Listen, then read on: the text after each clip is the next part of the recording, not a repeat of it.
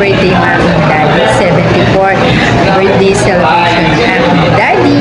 So, this is it. Let's go. At tayo ay papasok na nga dito sa beautiful hallway kung saan dito yan sa may Lamarang Restaurant here in Cabanatuan City. So, ayan. Dito kami magdi-dinner. So, ayan.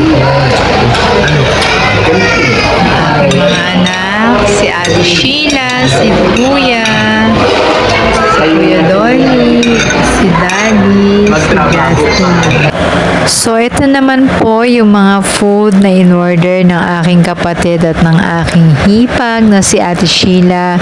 At talaga naman pong napakadaming pagkain at thank you Lord dahil yung aking pong tatay ay 74 years old na at nawa po ay talagang taon-taon ganito po namin sineselebrate yung birthday ng aking tatay at kami ay nagpapasalamat dahil kami po ay sama-samang pamilya na nag-dinner kami ay